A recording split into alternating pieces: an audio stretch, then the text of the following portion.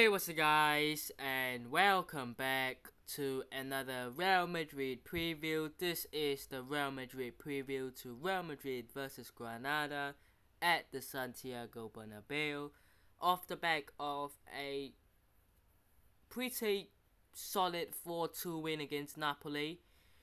It is back to the Liga for the next two matches. It is back to focusing on this title race with Girona. And even Atletico Madrid and even Barcelona, they are all still in it. Now, the good thing about what happened last week was Real Madrid won, of course, but it's more than just that. It was that Girona dropped points, and they did. Yeah, they did drop some points, 2 points against Athletic Club Bilbao as they got a 1-1 draw, meaning that the La Liga table is led now by Real Madrid only by I think it might be by either goal difference or by head to head. I don't know. But as of now, Real Madrid lead the table. It is Real Madrid and Girona both at the top with, I want to say, 35 points if I'm not mistaken. Something along those lines, anyways. Pretty solid. But look, this is a good game to have. It's at the Santiago Bernabeu. Um, it is a game that we need to win, and I think that this should be a win. This should be a win. If you can't win this game, it is really poor. Let's talk a bit about Granada, because let's see how they've done so far. They're currently 19th, so they are second to bottom. I think the only team that are ahead of them or behind them are Almeria. They've picked up a grand total of 7 points this season. They've scored 19, and they've conceded 33 goals. They've conceded the second most in the whole league, 33. Only Almeria have conceded more. I mean, even Celta Vigo have not conceded this many. Literally, they have been shipping in goals this season. The most recent games was a 3-1 defeat away against Alaves. That tells you a lot, right? When Alaves can just play against Granada and win 3-1. Before that, at home against Getafe, they got a 1-1 draw. They lost away to Valencia 1-0. They lost at home to Villarreal 3-2. But if you're looking at purely away games, right? Purely away games for Granada, a loss to Alaves, lost to Valencia, lost to Osasuna, drew against Almeria, lost to Las Palmas, lost to Real Sociedad, lost to Atletico Madrid, and that's it. Literally, they've not won a single away game this season. They've drawn one. Their big games, they've lost to Atletico Madrid, they've lost to Girona, they've lost to Barcelona. Like, they've lost basically every single game. If you can't go and beat this side, even with the amount of injuries Real Madrid have right now, that's it. I would call this season a wrap. So we have to win, and we are definitely probably going to win. And that's not being arrogant, that's just saying. They're 19th, they've not won a single game away from home. They're coming to the Bernabeu. They've not beaten the top 4 side this season.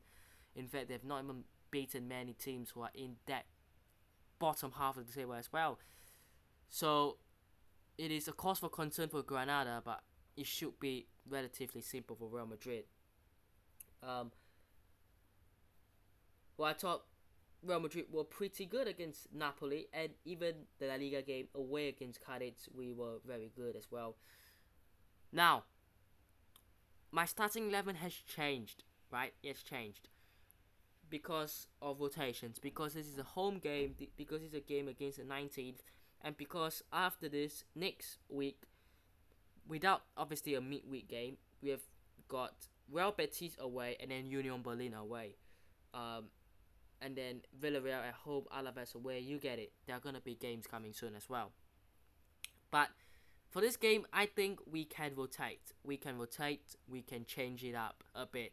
So, the back five is changed. I've gone Lunin in goal because he's the only keeper, so he's stayed. And out of the two centre backs, I think Alaba could be in the team. It could be the starting. I've gone Rudiger. I really think it could be Alaba and Nacho, right? But Nacho could play anywhere across the left, across the right. It doesn't really matter. It could be Alaba, it could be Nacho. But I've gone Rudiger, Nacho. Nacho coming in, the experience, the leadership at the back. Because I have dropped Carvajal, I think give Carvajal the rest, bring Lucas Vazquez in. And I've gone Fran Garcia. Could be Mendy, but I would say the same thing with Mendy. Give Mendy the rest as well. Because he's played majority of the matches in the last couple of weeks. The midfield, I've gone Dani Ceballos because Toni Kroos played the full match against Napoli, and we have no one else in the position. And Ceballos is realistically the only one who can play more of a deeper role.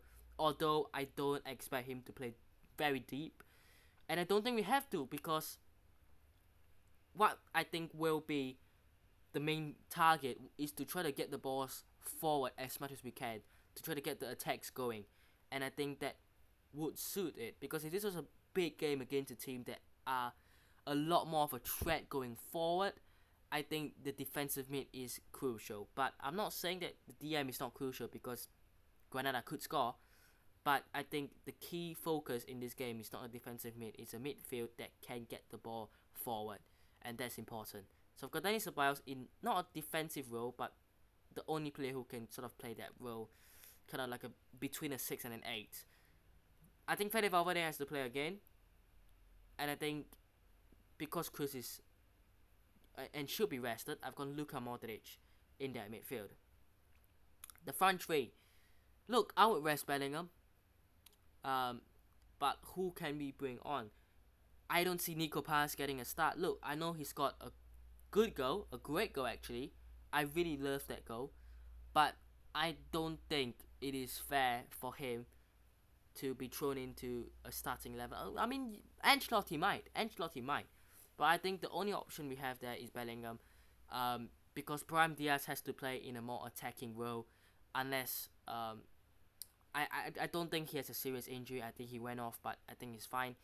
And I would rest Rodrigo. After what happened against Napoli. I would rest Rodrigo, and Joselu starts for me. I think the attack, right, with the presence of a main number 9 like Joselu, he's gonna be fed many chances, and he will definitely score. I think if he gets in 10 to 15 attempts, he has to score at least once, right? And I think that's what's gonna happen. I think it took him 6 attempts to score against Napoli. I think he will have more, and that is with the help of Bellingham, getting the ball forward. Brahim Diaz as well, in there to maybe get some assists. Overall, I'm not going to say like a 10-0 win, because it's not realistic. I'm going to say Real Madrid to win this 3-0. I'm going to keep it simple. I'm going to say a 3-0 win. I'm happy with it, of course, but we just have to, move on, right? And we just have to just keep getting through these games with getting victories. Of course, the pressure is still up there as well. In terms of La Liga in general and how it might look after this game week, we've got Girona play at home to Valencia. That should be a win for them. And then after Real Madrid play, you have Barcelona against Atletico Madrid. Now this is huge, because it's at Barcelona. It's not at the Camp Nou, but it's for Barcelona. The two teams are on the same points. They are behind Real Madrid and Girona both as well by 4 points. There's a 4-point gap. If Barcelona win, that is massive, because Atletico Madrid drop off, and if Real Madrid can do the job, that would build the gap to either Barcelona or Atletico Madrid to 7 points. So as long as one of the two teams win, we will be 7 points ahead of the other, and we will still be 4 points behind the winning team, ahead of the winning team. Sorry, and I think Girona will win as well. So we'll be level with Girona. We'll be 4 points ahead of either Atletico or Barca, and will be 7 points ahead of the other two. If they both draw, then I think we will be, they'll get a point each. 32, 38 will be 6 points. Yes, will be 6 points clear. Is that right?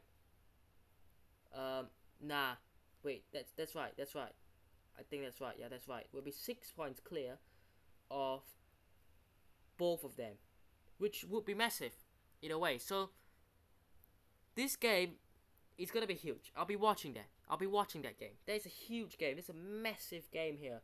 All right, because personally, I think both teams are very even right now. Atletico Madrid, man, are playing well. They are not last season. They are not even 2 seasons ago's Atletico Madrid. They are playing well at the moment.